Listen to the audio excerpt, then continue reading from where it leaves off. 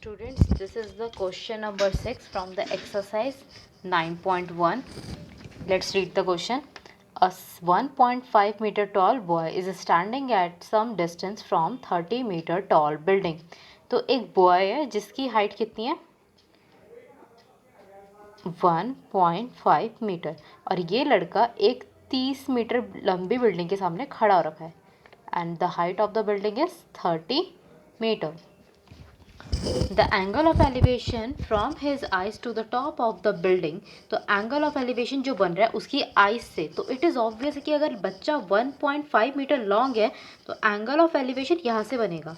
तो the angle of elevation यहाँ से बनेगा और इसको हम अपना base ले लेंगे. This will be our base. The angle of elevation from the angle of elevation from his eyes to the top of the building increases from 30 to 60 degree as he walks towards the building. तो इसका जो angle of elevation है वो 30 से 60 increase हो रहा है क्योंकि वो बच्चा बिल्डिंग की तरफ आगे बढ़ रहा है. तो जब वो पीछे खड़ा था तो उसका एंगल ऑफ एलिवेशन 60 था, तो 30 डिग्री था. बट जब वो एक सर्टेन डिस्टेंस मूव किया होगा तो उसके बाद जो उसका एंगल ऑफ एलिवेशन बना होगा that will be 60 degree as he walk towards the building. Find the distance he walked towards the building. What we have to find? We have to find कि वो बच्चा कितना मीटर बिल्डिंग की तरफ चला है. ओके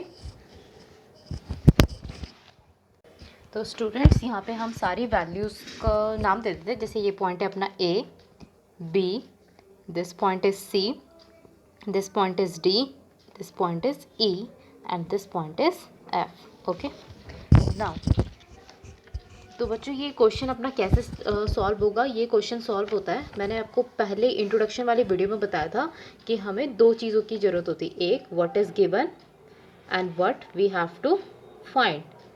बट जब भी आपके दो ट्राइंगल बन रहे हो तो आपको एक और चीज़ निकालने की ज़रूरत है, व्हाट इज़ कॉमन. अगर हमें ये तीनों चीज़ें पता हैं तो हम आसानी से इस क्वेश्चन को सॉल्व कर सकते हैं. बट हमें बस इस क्वेश्चन में हमें ये तीनों चीज़ें को फाइंड करना है. ओके अगर हम इस क्वेश्चन को बहुत ढंग से ऑब्जर्व करेंगे तो हमें दो थीटाज गिवन है. तो एक इस वाले ट्राइंगल का थीटा गिवन है और एक इस वाले ट्राइंगल का थीटा गिवन है.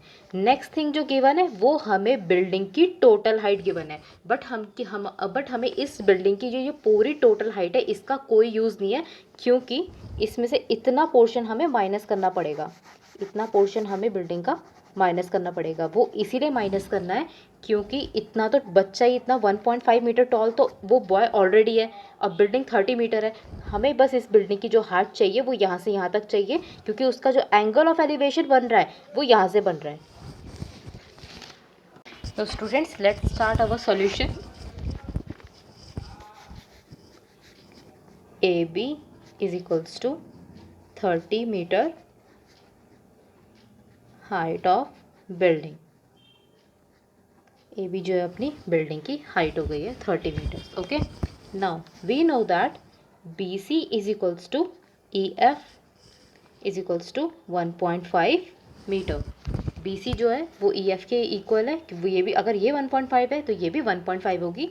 Therefore A C is equals to A B minus B C that is 30 minus 1.5. Answer will be 28.5. तो हमें ए बी में ए सी निकालने के लिए सिर्फ यहाँ से यहाँ तक निकालने के लिए ए बी में से बी सी को करना होगा माइनस. अगर हमने बी सी माइनस कर देंगे तो ये जो हमारी हाइट आएगी दैट विल बी 28.5. ओके ये हाइट हमारी 28.5 हो गई. तो हमें यहाँ पे अब अगर ये क्वेश्चन को देखा जाए तो हमें गिवन है, यहाँ पे हमें गिवन है परपेंडिकुलर और हमें फाइंड आउट क्या करना है. We have to find the base. अगर आप इसको ढंग से देखोगे तो ये बेस को ही हमें ई डी की वैल्यू फाइंड करनी है. We have to find the base. तो परपेंडिकुलर और बेस की हेल्प से जो हमारा वो बनता है ट्रिग्नोमेट्रिक रेशियो बनता है that is our tan theta. But एक और चीज़ से क्वेश्चन सॉल्व होगा वो है कॉमन. यहाँ पे कॉमन क्या है, यहाँ पे कॉमन है हमारी हाइट जो कि इस वाले ट्राइंगल में भी आ रही है और इस वाले ट्राइंगल में भी आ रही है. तो हमें यहाँ पे कोशिश करनी है कि हम दोनों ही ट्राइंगल्स की हाइट कैलकुलेट कर दें और जब हमें हाइट मिल जाएगी, जब हमें ये वाला पोर्शन मिल जाएगा तब हम दोनों इक्वेशन को इक्वेट करके अपनी वैल्यू आसानी से निकाल सकते हैं. Now in triangle A B A E C in triangle AEC 90 degree at C, tan theta is equals to perpendicular upon base. What is perpendicular? Perpendicular is AC. And what is base? Base हम लेंगे यहाँ पे EC. Now the value of tan, now theta will plot 30 degree is equals to AC की value अपनी 28.5 upon EC. The value of tan 30 is 1 upon root 3 is equals to 28.5 upon EC. By cross multiplication, EC is equals to 28.5 root 3. इसे अपना side में रख देंगे. अभी equation 1 नाम दे देंगे. In triangle ADC 90 degree at C, tan theta is equals to perpendicular upon base. What is perpendicular? Perpendicular is AC and base is DC. Tan 60 degree is equals to value of AC is 28.5 upon DC. So what is the value of tan 60? Tan 60 is root 3, 28.3 upon DC. Now by cross multiplication, DC is equals to 5 upon root 3. तो students हमें यहाँ पे दो values मिल गई है. एक अपनी EC मिल गया, DC मिल गया और हमें तो बस ED चाहिए था. ED is equals to EC minus DC. ये क्वेश्चन 2 है.